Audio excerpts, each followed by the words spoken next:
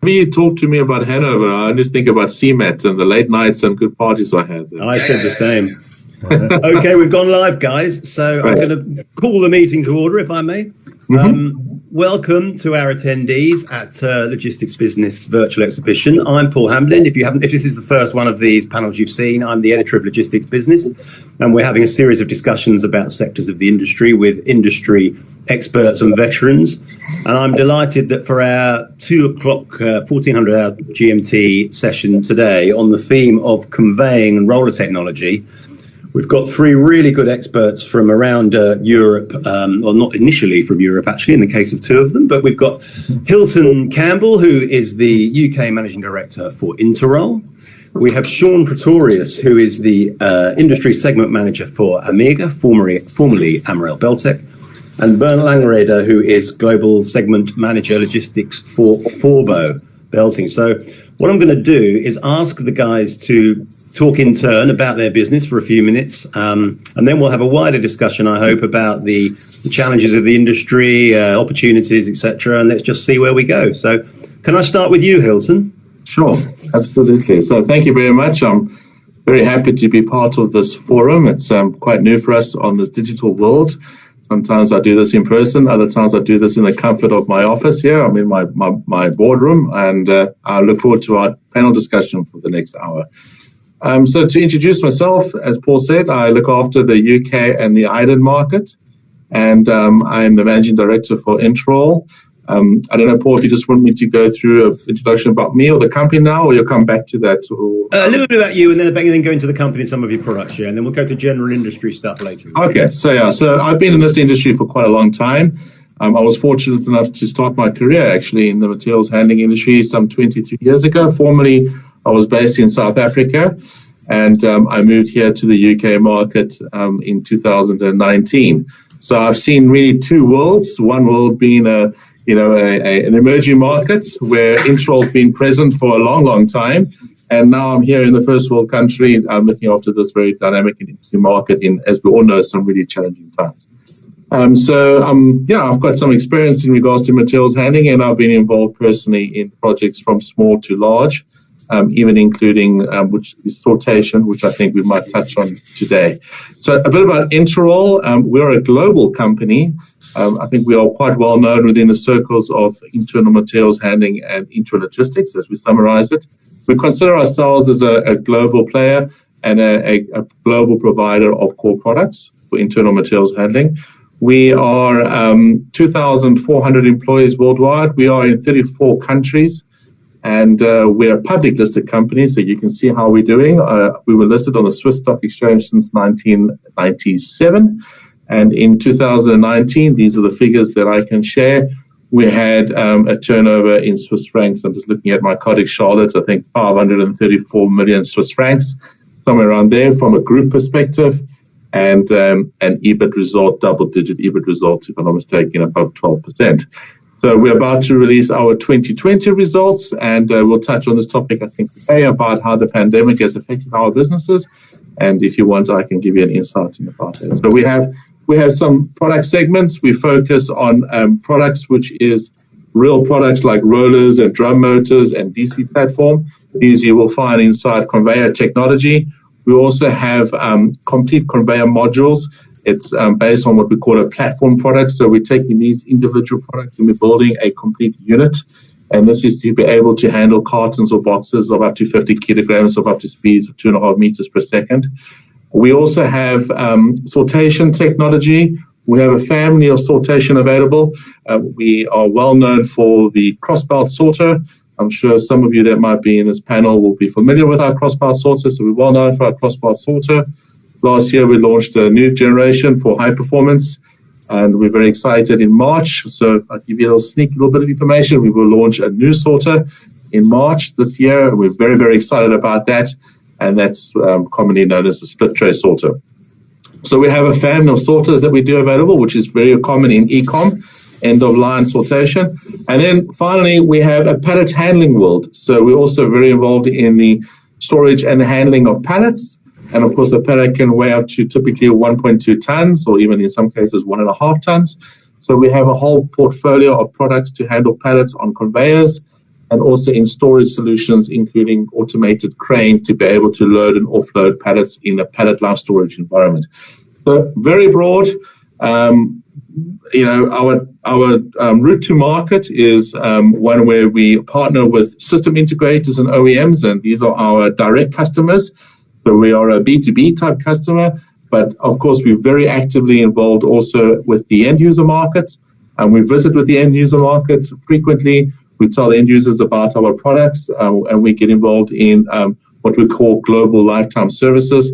So, of course, after being in this world for 61 years, a lot of Interroll products are out there. So we also get involved in the support of spare parts and service and maintenance with the end users. So, but we sell to the OEMs, and they in turn offer a complete turnkey solution then to the end user market. No, and there we go. I hope that didn't take up too much time. No, that was great, Hilton. Just confirm one thing for me. I know all about your roller technology. Just confirm for me, for the benefit of the viewers, do you also make belt technology as well, or is that what you work with partners on that? Yeah, so no, we don't make any kind of belt technology whatsoever. We work with car partners, and my esteemed colleagues or on this panel, we involved with both these companies. They're normally working with our motorized drum motors, and we sell a lot into the food environment for that. So you often find our motors combining with the belting to be able to move the goods from A to B. And this can be commonly in a food environment, which I'm sure we'll hear a bit about today, but also in logistics environments in speeds of up to over 2.53 meters per second. But no, we don't make the belting, only the rotors. Right, thank you, Hilton. We'll come back to you. Thank you for that. Sean, can we have some? Can you do something similar for us? Yes, thank you very much, Paul. So my name's Sean Pretorius. So I have about 10 years of experience in the industry. So I was born and raised in the industry, so to speak, after I graduated. So I'm South African born. I have a master's degree in mechanical engineering. And so after my studies, I then moved to Europe. And have been living in various German cities for about 10 years. I also have an MBA. So as I say, a big pedigree. Been working in airport and logistics now for various big household names. So I've got a lot of experience in design to sales, and so I've been in belting now for about 3 years, and so I'm the global industry segment manager at Untitled Beltech, now Omega. I'll get into that in a second, and so I'm looking after the industries of airports, so globally looking after airports and also for logistics. So this is very much close to my heart. This industry.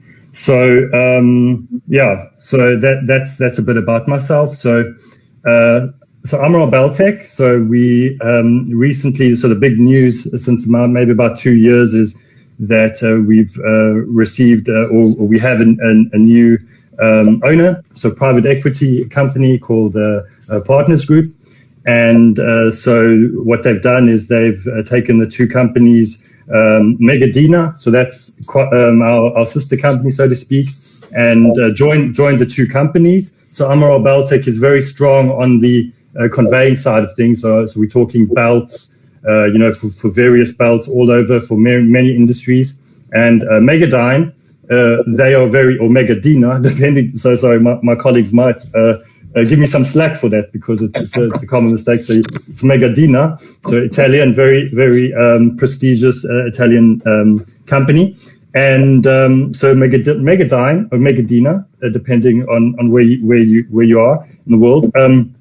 So they focus on various kind of power drive units, timing belts, rubber poly V belts. All kinds of, lifting equipment, PU timing belts.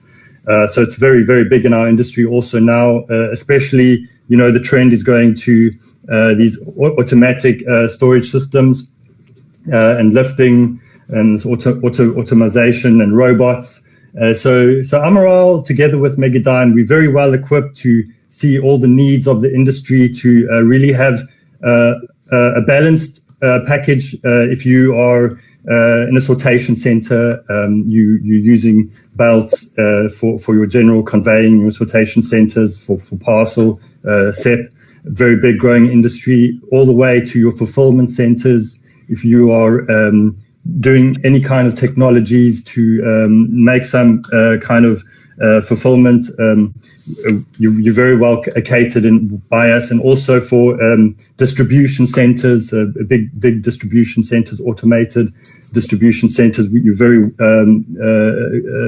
good contact, and finally, the new big trend that we see is this growth in robots. So robots are taking over the industry. You see them in the shuttle systems everywhere. And there again, Amaral together with Megadine are your partner to take that journey together for the future, to be a good partner, to be your supplier. Okay. Thank you, Sean. Just one specific question. With the takeover by the private equity group, and with the absorption of Megadine / Megadyna, has that altered the priorities of the company at all, or is there anything in the ethos that we need to know about? Yeah, well, definitely, of course. We've come, and our leadership have been very smart the way they've approached things, and really taken a fresh look at the way we do things. And of course, it's transforming the way we do things. We have new values. And of course, really streamlining, really to try and be, the most trusted name in belting. So we're really striving to take this and use it to transform ourselves into this new entity called Omega. So we all love it. So Omega is an amalgamation between two brands. So you have Amaral, which is Amaral Beltec, and you have Megadyna. So you take the two and you chop them off and you put them together, and then you get Omega. Right. Fantastic. Right. Let's move on to Bernd. Bernd, what can you tell us about Forbo and yourself? Yeah. First, thank you that I can participate. It was really term that you invited me, and my name is Bernd Langreder. I started working for Siegling at that time. Now it's Forbo Siegling in 1984. So I'm almost 37 years in this company now. And I'm also a mechanical engineer from the University of Hanover, married, 4 children, grandchildren. And my first contact to the logistics, I must say, or the big project was in 1989, when the German Post started with the 33 distribution centers. And that was a very close contact to the companies involved at that time. That was Siemens, it was Axmann, it was Chris Plant, today Bäumer and Kaljan. And I must say, that was so far the biggest project we ever had. If it's muted, it's muted. And also the next big one is UPS Worldport project in 2000. CEO, the Steinkruger. Sorry, Hilton, we can hear you. You're not on mute. I think you're not mute. So much for mute. Sorry, carry on. It might not work. Sorry, carry on. So I'm working almost 37 years now in this company, and since almost the beginning, I'm responsible for the segment logistics. And like Omega or Amaral in the former times, we are also supplying our belts in various industries. So just from the sales, the biggest is the logistics industry. And this is because most of the OEMs, or most sales is done with OEMs. So it's more than 2/3 of the sales goes into the OEM business. And then the rest is end user business. But to an increasing part is the service, I must say. This becomes more and more important. And therefore, from the company, I must say it's also important that we are producing belts in all 3 regions of the world. So we have big production, the main production here in Hanover. but also in China, in Japan, USA, Brazil, Mexico, and in Denmark. So this is very important to give the industry, OEMs, a certain security that the materials they need are available worldwide. So we try to produce and sell locally. This is very important just to reduce costs, production costs, but also costs for transport, duty, freight, and so on and so on and so on. Okay, thank you, Bernd. Yeah. Okay, great. Thank you, guys, for those introductions and those summaries. Putting the pandemic to one side, which I don't want to get a response from you on that, but let's just leave that for now.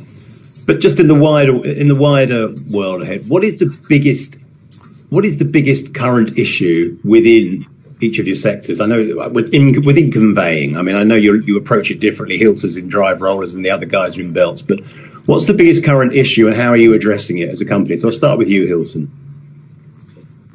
So our current challenge at the moment is meeting customers' demands and expectations in regards to delivery, actually. So we'll come on to the pandemic, but this has obviously had a huge impact on all our companies, I guess.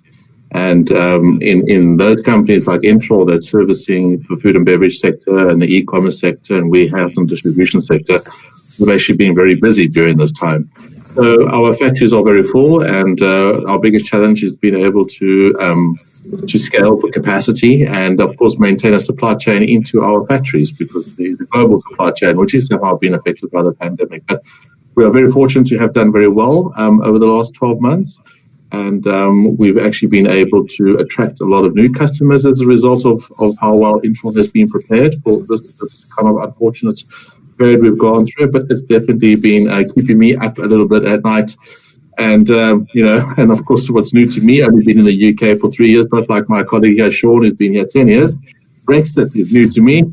And that's another challenge that I'm having to manage on a daily basis. But I would say capacity is at the moment one of our sticking points there.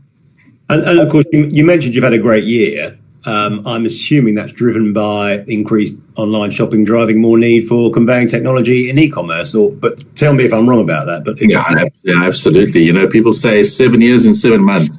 So I think people weren't really prepared, or some companies weren't prepared. The big ones like Amazon were well prepared, but for such a demand, I think there were people who were grandmothers and older generation suddenly buying online, and no one expected this. So it's absolutely had a huge impact on our business, and like I said, in a positive way. And unfortunately, during a difficult time and a real sad time, but this has filled our drive of our business. It's actually made us also realize that it's important to prepare.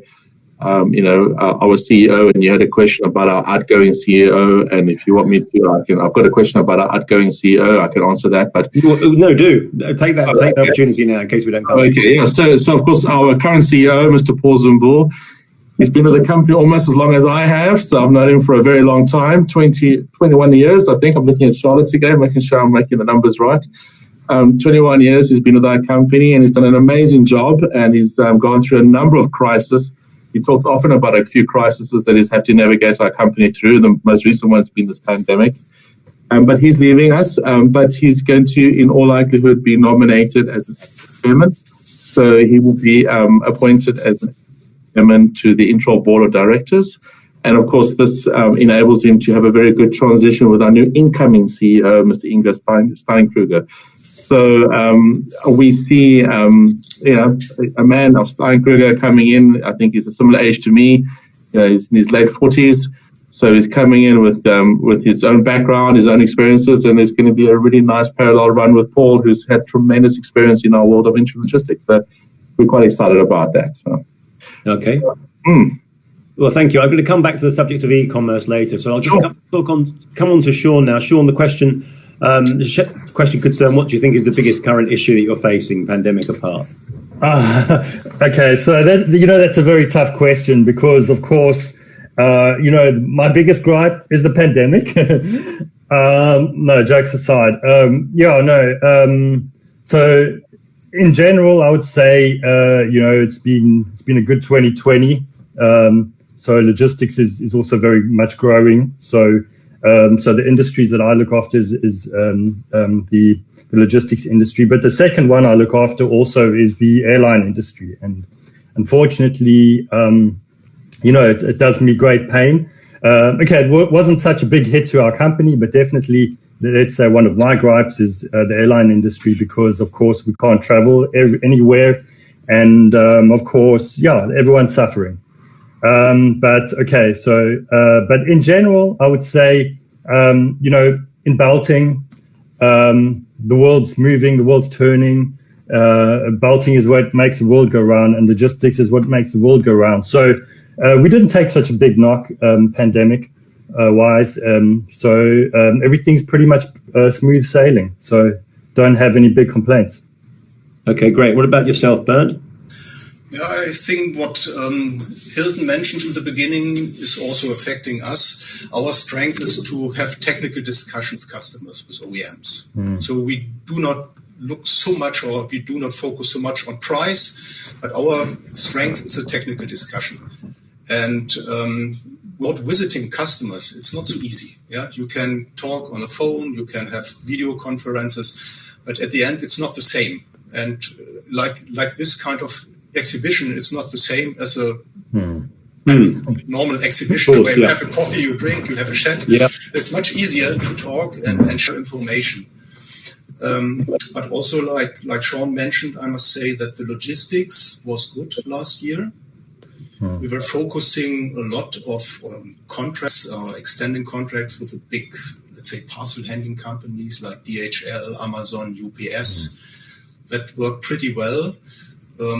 What did not went was certain industries like the automotive industry that had a certain crash. The business was not so good.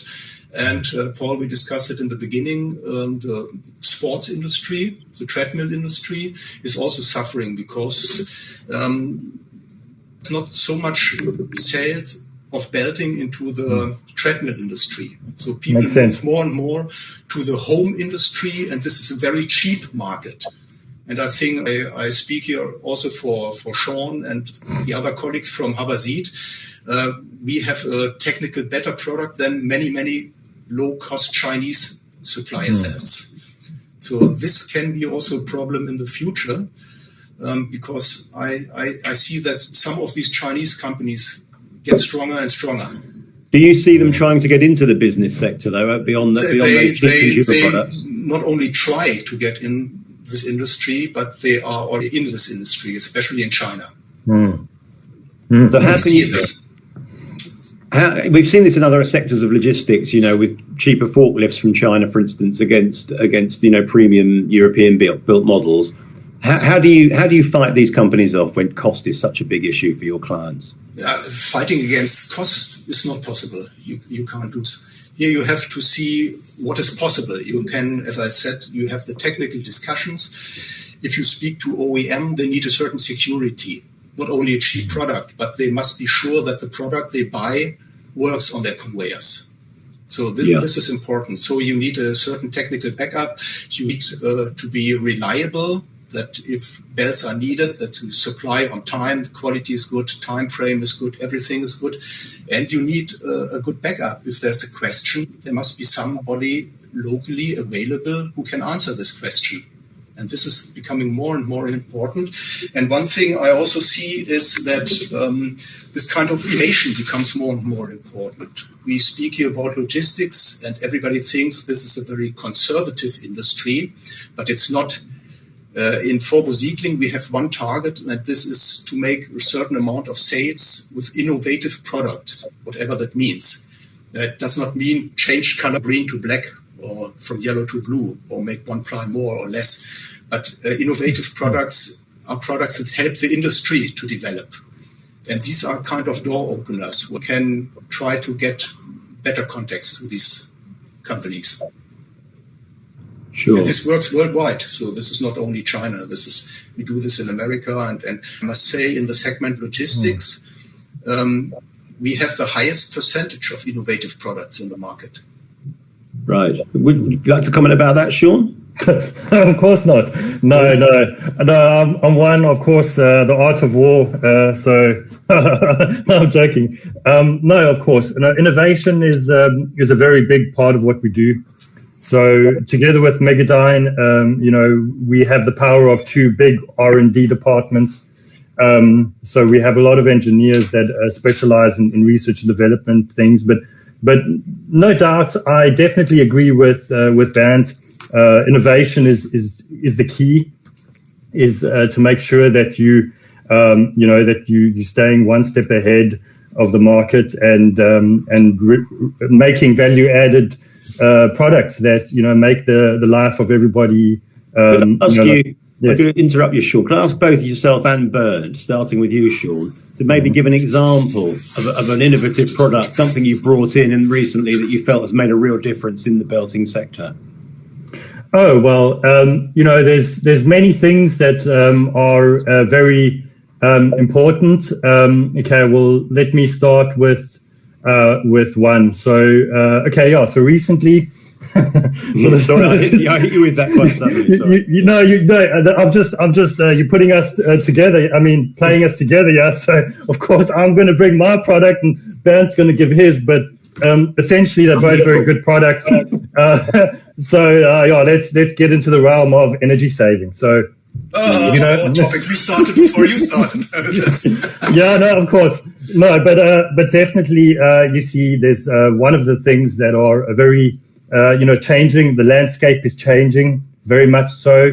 I think that the industry is going to be at another place than where it is now. When you're talking about conventional conveying, is that the customers are becoming a lot more conscious about technology. Reducing carbon, it's a big thing now. In 2050, everyone wants to be carbon neutral. Everyone is already signing their future away to these commitments. And of course, up to now, people like all of these big household names, these big SEP parcel companies, they're investing a lot of money into buildings. Carbon neutral buildings using special building technologies and etc. No one's really paying much attention on the conveyors, and so one of the things that are definitely changing is the fact that the customers are paying a lot more attention on carbon emissions, and but we at Amral Beltec, we have what's called the triangle approach, where we say that in order to make a difference, you can't just change the belt. You need to have a look at the drive motor. You need to look at the latest technology, IE5 motors, IE4 motors from industry-leading players, because you have a different efficiency curve, and that efficiency curve amplifies the gains that we make. For instance, Bernd will also tell you about our brilliant products, the belt, which is able to save 30-40% depending on what your reference is, and we can really save really credible. We have data to prove it, back it up. We can save kilograms of CO2. You'll not believe what one conveyor produces of CO2 in a week. So if you do the calculation throughout a whole system, you're really making a difference. And that is something that also pays off, because not only are you reducing the CO2, but you're reducing the let's say, the running condition of the conveyor belt. The belt lasts longer, so your total cost of ownership is also increasing on that front. Quieter health and safety, so for the workers, it's a lot better. And then you have the added cost of saving a few quid on your energy bill, and also the peak. So there's so much, and this is really going to transform the industry. And the guys that need to join the party are the conveyor manufacturers. And so the pressure will start coming from the end users.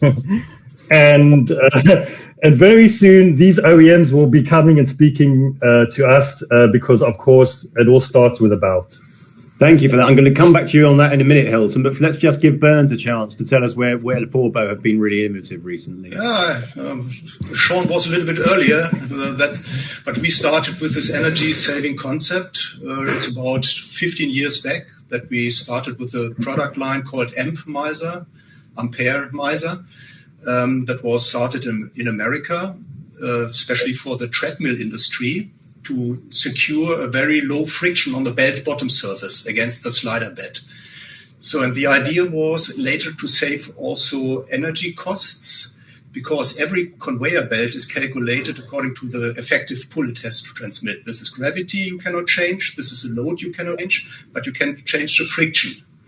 And that is where we started to develop a special fabric on the bottom side of the belts with special wax inside. And that guarantees a friction that is 50% less compared to a standard fabric. But I agree also with Sean, this makes sense if the OEMs go the same way. So it doesn't make sense if you save 50% energy from the belt, but you don't use smaller motors or make longer conveyors. This is very important. But this energy saving concept has become very interesting. In America, we only sell energy saving belts now in the logistic market. Right. For standard horizontal or incline conveying. On incline, it does not have so much effect. The best is on horizontal conveying, high load, high speed, 24 hours running. That is the best exercise. Yeah. On a curve belt, it doesn't make sense. On a strip merge, it doesn't make sense. But if you have a conveyor length of 3, 5, 10 meters or longer, high load, high pressure, 24 hours working, then it's a really good idea. In Europe, we have many, many references. We are working with the parcel companies very closely together to specify these types. And this is definitely something that has a future, has a past and has a future. And the second innovative product I want to mention, no, I'm sure that you will start laughing now. This is our bio belt. This is a belt made out of biological or bio ingredients. So there's a bio-based product, but there's also biodegradable products. You put in the ground and one day it is gone. So I say we are market leader in a market that is not existing. But this market will come one day, and we have a patent on the production of these kinds of belts. We have supplied several hundreds of these belts already. From the cost side, it might be not so interesting today, but again, here you have 1 or 2 suppliers who can supply you the products you need for such a belt. If the market is growing, then you will have 10 or 20 or 100 suppliers, and then the product price becomes cheaper. So that is also something that we focus on, but not so much as the energy saving belts. Well, thank you. So, Hilton, let me talk to you about energy saving and give you a chance to say something on this subject on behalf of Interroll. So innovation is high on our agenda, and of course I agree with my panel members here. It's how you're going to differentiate yourself against your competitors, or how you're innovating your products. So we've been on a very aggressive innovation roadmap. We have a what we call the IPDC, Innovation Product Development Center. This is based in Germany. It's right next door to our motor manufacturer, where we're working on energy efficient motors. Today, Interroll offers both synchronous motors and asynchronous motors. So for those who maybe not know the terminology, the synchronous motor is like a servo motor, highly energy efficient, very fast acceleration, very cool running. So it's high on our agenda. All our products must be environmentally friendly and energy efficient. So we're developing these products at a hell of a pace. I think we can talk a bit about how we're innovating our products, becoming more digital. So we know we've always been traditionally known for mechanical products, but now how do you connect the mechanics into the digital space? So this is, of course, the Internet of Things and Digital Industry 4.0. So Interroll, I think, is leading the way in respect to our products and connecting them to the Internet. So we just last year launched our new DC platform where we can now have predictive maintenance on our products. So we're getting information fed back into the products where the technicians, and I saw a question just now, which I should come to, about installing equipment on site and time to install equipment on site. But, it makes it possible for you to have analytics about the products coming back and how they're performing, and are they performing with Engage? Do they need to be replaced? So this avoids critical breakdown. This year, we will launch, as I mentioned, the new sorter, but in addition to that, something really, really new. It's called the Smart Pallet Mover. This is combining a kind of AGV, AMR, with the internet, with e-com shopping. So it's unbelievable what Intral's doing at the moment, and it's not what we want to do something really unique, but we have to stay ahead of our competitors, and we have to listen to the market. And the context we have in the market is telling us that, yes, you're right, they want to be able to save energy, they want to reduce their carbon footprint, they want to avoid critical breakdowns, they want to get predictive maintenance tools, they want to have feedback. And Intral's very passionate about being able to deliver this, so we're investing a heck of a lot in this part of the business. Very exciting. Sorry, was one of you guys going to come in there?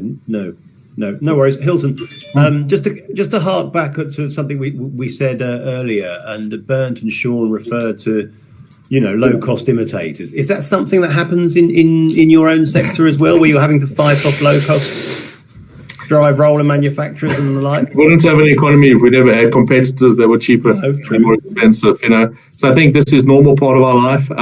I think Intral may be a little bit different. We have one global standard. So if customers, we produce Intral in China in a very automated factory in China. But if you're buying an Intral product in China, or whether you're buying it here in Germany, or whether we're manufacturing it in South Africa, my home country, and whether you're making in the US, there's one global standard. But yes, of course, I think as everyone can say, companies like ourselves who are global leaders, when you get copied, that's good news. You should be proud that you're copied, because it means that you're leading from the front, and people want to leverage off your brand. And we get copied often, but I think customers are expecting value. We in sales, so you can't charge an absolute ridiculous amount of money for what value if you're not delivering the right amount of value. So we work really, really hard, and Bernd, you touched on it, and I'm sure Sean, you'll be the same. Good technical sound advice, reliability, on-time delivery, spare parts, great after-sales service, and of course that's our value proposition. And for that, we want to deliver a product and earn some money for our shareholders. So, but we fight off competition, absolutely. But the UK consumers, I'm sure the whole they make you work hard for your money. I can tell you, they really do. They make you work hard, and it's okay. That's our job. We are here to deliver premium products, premium service continuously all the time. That's what we are, it's our job, and we need to deliver on that. And of course, it brings me on to the sort of subject of the age in logistics, which is, of course, e-commerce. And I think it's fair to say that in all three of your cases, it would be e-commerce that is driving more belt sales within logistics and is driving more sales of rollers and conveying technology. So can I just ask each of you to speak about e-commerce and maybe some of your products and why your products are so appropriate for that market?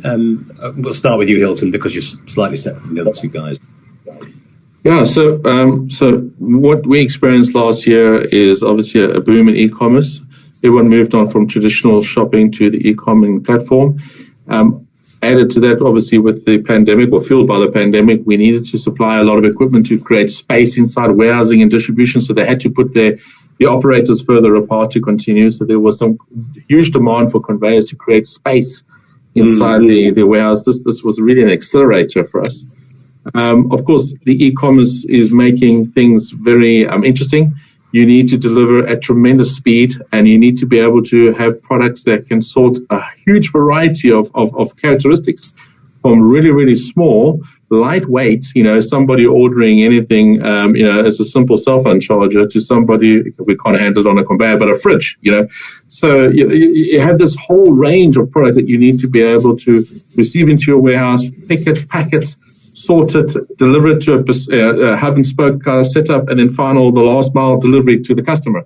So this is driving our business, and of course, people have become really more familiar with the e-commerce, and it's definitely every business opportunity we're getting nowadays is companies who need an omni-channel kind of strategy, because they may be a bit behind the curve. They never really thought they thought they should get onto the e-commerce world, but they're playing catch up. So, if you never had an omni-channel kind of strategy, you're probably on your back foot. Those who thought a bit ahead are slightly ahead, but it's hugely driving our business and our innovation roadmap, e-com.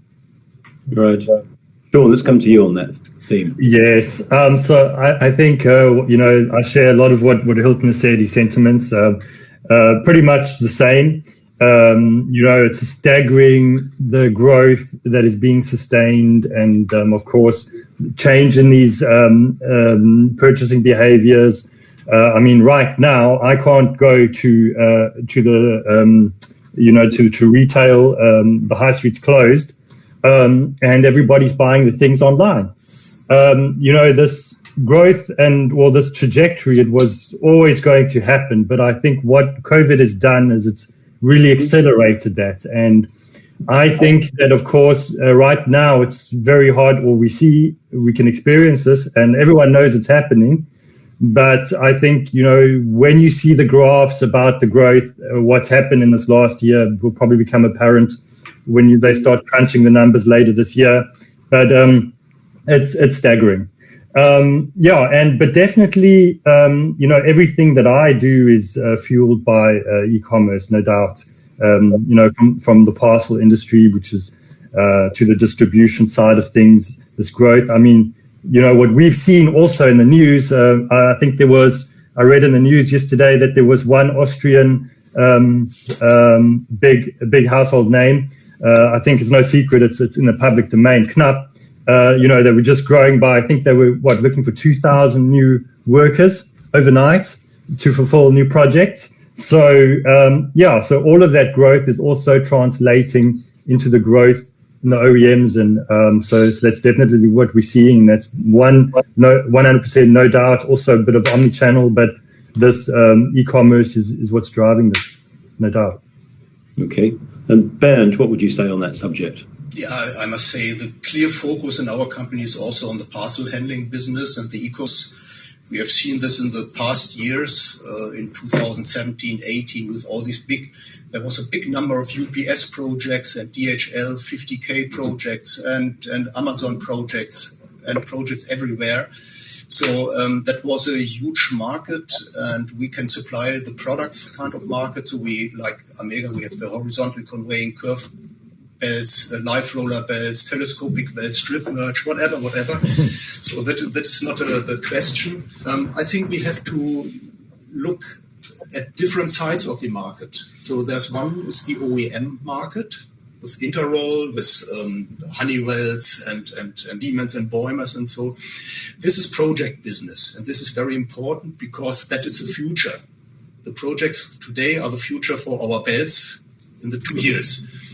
The other thing is the end user business, and even if these parcel handling companies have to transfer 50 or 100% more parcels today because of booming e-commerce than it was in last year or 2 years ago, the lifetime of the belts, if no accident happens, is very long. We talk about lifetimes of 10, 15, 20 years or more, much too much. And so even 100% more wood will kill a belt in 5 years or in 6 years and not in 10 years. So this is the other side of the market. So the clear focus is on one side on the OEM project business, but also to keep the end users happy. And then the spare part is one thing. But as I mentioned in the beginning, the service, that is really, people spend more time today to keep the conveyors running and operating. And this is where we have to be strong, where we have to be present, and where we have to offer our service capabilities whenever needed. Sure. So this is something I think we have to split it a little bit. Good points, thank you. Sortation Technologies. Again, this is another massive e-commerce, sort of subdivision of e-commerce. And I know it's a subject that is massively important to the conveying sector for obvious reasons. Could you talk about the technologies that you offer to enable better sortation, and how you help customers choose what's right for them? So maybe starting with Hilton on that. Okay, yeah, sure. So sortation's really big in our industry, in materials handling, and especially in the outbound pass, but also maybe what we can call order fulfillment or commissioning. So we have had these carton and potty bag sorters available for some time. When we took over a company called Atzmann, we acquired the mechanical crossbar sorter, and it's been hugely successful with over 400 installations now already worldwide of this type of sorter. And it's absolutely key within a typical warehousing and distribution sector to have some form of sortation. So, of course, in the airport industry, and Sean, it probably they've done sortation for many, many years, or baggage handling, and this has been using a tilt tray sorter, commonly seen inside a airport industry. And inside our type of industry, it's normally a shoe sorter, or it is a crossbar sorter. And those crossbar sorters can be in a mechanical kind of configuration or an electrical configuration. So Intro does it in a mechanical with some unique benefits of being mechanical. So we are expanding this portfolio of ours, and we will have this big launch now in March. It's all virtually launched. It's the introduction of a split tray sorter. And we've developed this product over the last, I think it's in more than 2.5, 3 years it's been in development, to be able to offer sortation technology in the e-commerce or even in the courier express parcel industry space. And we can handle goods that are really small and lightweight. In one area, up to 12 kilograms on our split tray sorter, our new split tray sorter, and then up to 35 kilograms on our most commonly installed sorter. And our sorter that we launched last year, even up to 50 kilograms. So if you need to sort something as small as 150 grams, a body bag or a book, into multiple chutes, you would probably go for a Bombay sorter. And then if you want to sort a carton weighing up to 35 kilograms, you go with our one type sorter, and up to 50 kilograms for our high performance sorter that can sort up in 20,000 items per hour. There's other sorting technology which is used in the traditional belting, which I think Sean and Bernd will touch on. Activated roller belt, I think, from another company, and this is using modular plastic belting. But I believe the rates there are, and I'll be interested to hear what my colleagues say here, but probably a bit less than 5,000 items per hour. So depending on what industry you're talking about, you need sorting between 1.5 to 5,000, then another 10 to 12,000, and then up to 20,000. And I guess it could even go beyond that. I believe some companies are even offering machines running at 3 meters per second now. How you discharge that, I can tell you, I've done a number of sorting projects. Once you have the product on the sorter, you've done a really good job. When you get the product off the sorter to some operator who has to either manually put it onto a pallet or automatically drop it into a bag, it gets a bit tricky because you're having a parcel at 35 kilograms in weight moving at speeds of 1.8 meters per second. So you've got to be quite careful what you're doing there. So it's a very exciting part of materials handling, one I'm particularly passionate about, and really gets me excited to talk about it. But I'll talk for an hour about sortation, but I'll let my colleagues here go for it. Well, we'll maybe come back to you, but let's give Sean a chance to come. Yes, of course. This is where we all shine. Definitely when it comes to sortation technologies. At Omega, Amaral, Megadina, so we have a very, very wide portfolio of different products for sortation. Sortation starts, of course, from the requirements. So, some of the things you have to look at is, throughput's a very important one. I think Hilton definitely touched up on that. But also, some things like flexibility or scalability comes into play. You have to look at your seasonal peaks. Maybe you might need some kind of a secondary sortation system depending on your operations. And definitely, also, just alluding to what Hilton was saying, is there's such a wide variety of different technologies. So you need to really look at your requirements of your situation and then pick the right solution. Definitely at Omega, at Amaral, we have, for instance, cross-belt sorters. That's definitely also the technology of what Introl has. We have various ASRS systems, automatic storage and retrieval systems, where it gets lost in the matrix, to different technologies for making movements, timing belts, lifting, whatever you can conjure up as an engineer, you can find by us. We definitely, so you're well covered. Just one more thing I'd also point out. Definitely also we do have a solution which is our Q&B ball belt. So that's a kind of modular sortation system. But there again, it's not really competing with anything of Hilton, because there again the requirements, sometimes you might have something very awkward, something very big. That's something you can realize with a modular ball belt technology. So it's a very flexible way. It's got a lot of advantages which Maybe I can't get down to all the details here, but definitely that's also something as modular sortation technologies that we also have. Yeah. And okay, and then last point. Sorry. No, go ahead. And also very interesting things that we also have. I think you're talking to the two companies that have this. There's no other belting manufacturer that has this.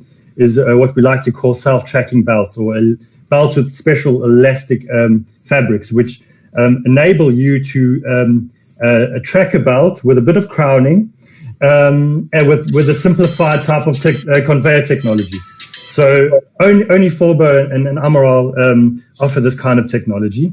And then you're also looking at robots. So we also have, various technologies where you have a timing belt on a robot where you want to transfer a tray system, or you have a belt. We can also do that where you actually have a belt on the load carrying unit of the robots. We have all the technologies based on the requirements to fulfill, very, very. But if I'm a nervous customer who sees an array of technology in these solutions, all of which I accept are magnificent, how do you help me pick the right one for me? Is it a case of looking at how many products I'm shifting on the belt per hour? Is it a case of what those products are, the size of them? Is it how much manual technology is involved, or what? Yeah, well, that's a very deep question, but of course, so the way. Depends, like Bernd was saying, depends who are you? Are you an end user?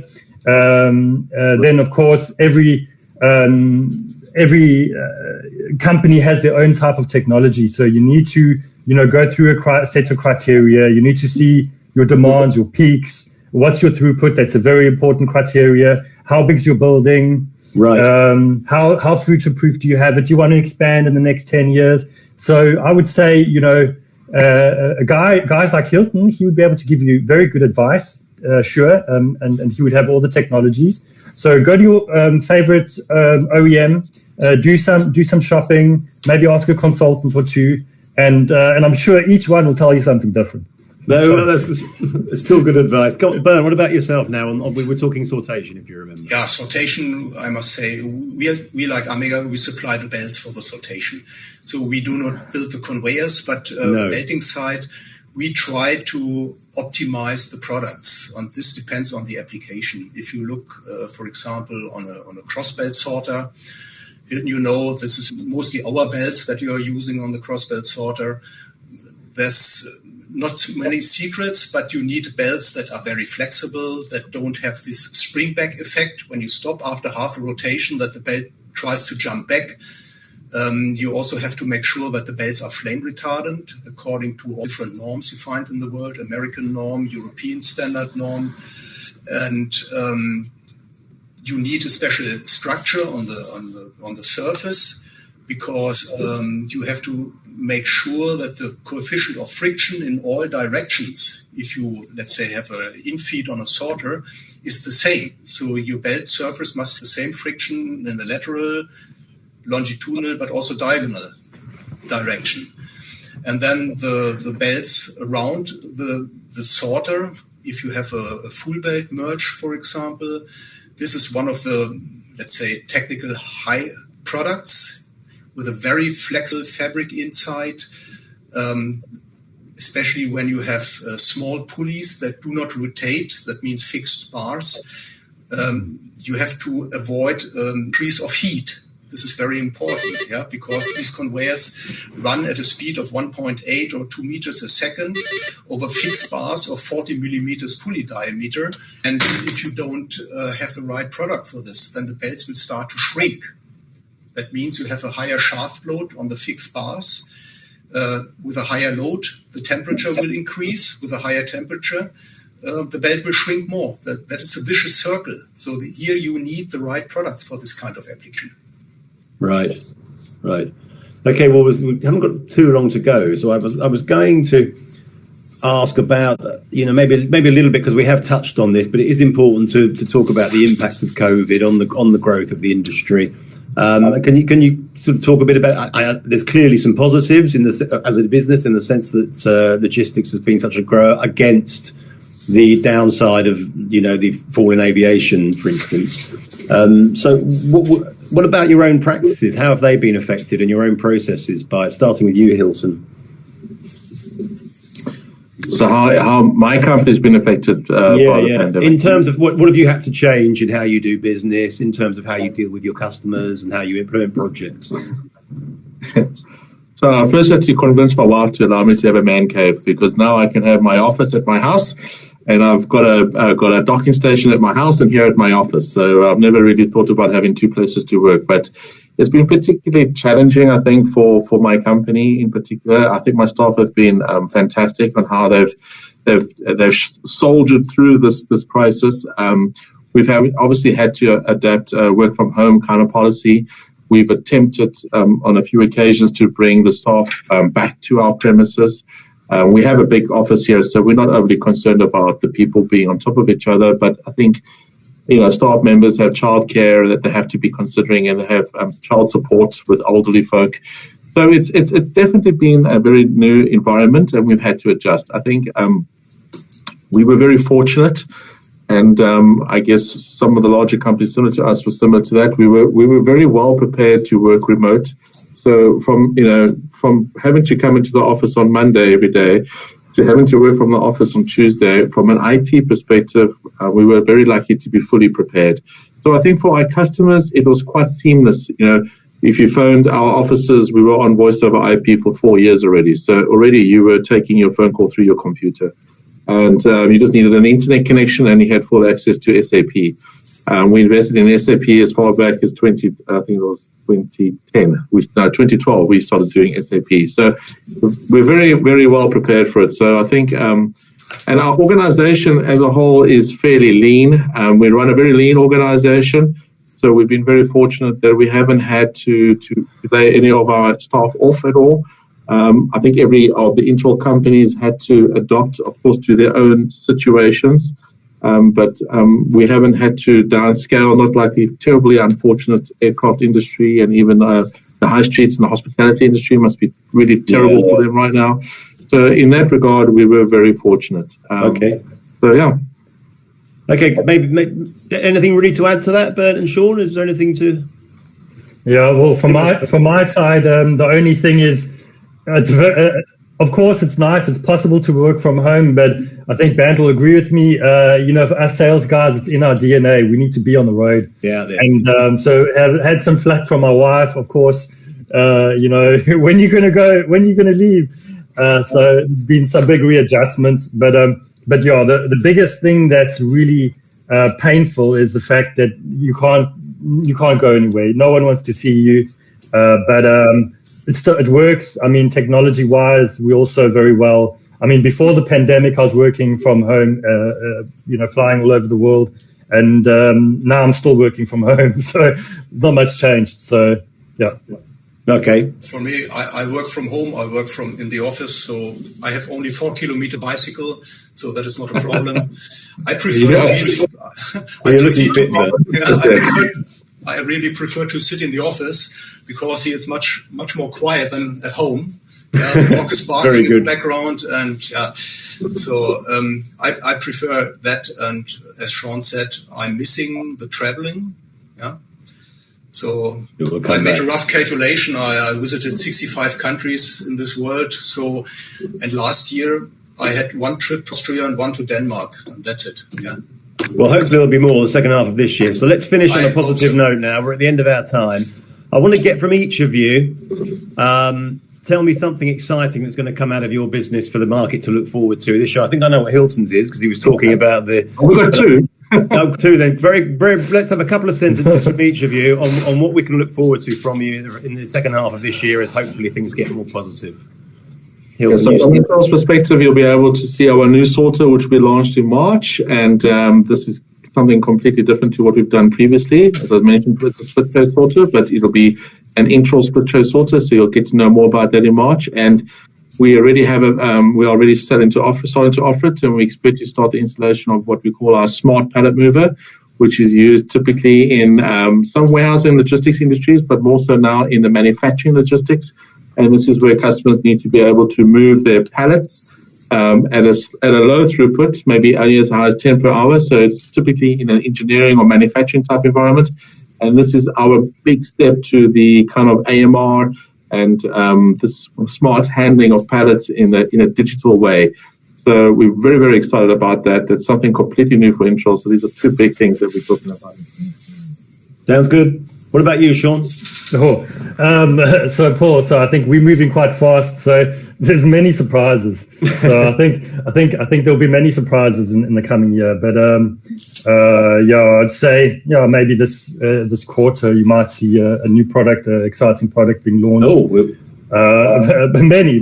That's all you want to say for now. Okay, well, thank you. Playing it very safe there, Sean. Yeah. Sean doesn't want to tell too much, yeah. So no, he's keeping it a bit secret from it. Say from Forbo Siegling, we are doing a lot now investigation in conveyor belts that have low noise fabrics or less noise fabrics, because with increasing speed we see that noise is becoming more and more a problem. So this is something we focus on. And then, not speaking about logistics, but other segments like food industry, I'm really excited to see how a new product line, the homogeneous belts, will work worldwide. Fantastic. And this can also be something, Hilton, we can discuss together when we come to recyclable belts, these kinds of homogeneous belts that can also be used on curves or normal conveyors. Perfect. There you go. Interaction. Guys, thank you so much. I have a question, Paul. I don't know if you want me to just answer very quickly. There was someone a question from the audience, or was that from you earlier on? I haven't got one on my screen. If there is one, David, do we have a? I don't want. You do have one, yes. No, Hilton. I hadn't seen the question, so please do. Yes, come up. Yeah. So there was just a question first. Yeah, there was just a very quick question. I know we haven't got time now, but it was just a question about whether we personally would need installation people to do installation of conveyors. Of course, we sell to conveyor manufacturers, but installation of conveyors is a huge demand. Everything has to be installed, both mechanical and electrically. The most important thing in doing this is at lightning pace, because normally the time to market has become so much shorter. So we do find that companies are continuously looking for organizations that can offer the installation, both mechanically and electrically. But they want that to be very, very fast with very little effort. And so there's a huge market for that. And we don't engage with them directly, but we have an indirect relationship with them because we need to know how they like our equipment to be installed. So we obviously work with them, but we don't engage directly with them. That's what I could get from the question. No, well, thank you for that, Hilton. As I say, that question didn't come up on my discussion board, so thank you for pointing that. No problem at all. Okay, good. Thank you, guys. That's a really good session. I hope that the attendees found some useful information there on the conveying sector. I certainly did. So thanks to Bernd Langreder from Forbo, Sean Pretorius from Omega, and Hilton from Interroll. I look forward to seeing you guys in the flesh soon. It'll be great. Thanks, gentlemen. It was very fun. Nice speaking to you guys. Thank you. Bye-bye. Thank you very much. Bye-bye. Ciao. Bye-bye. Bye.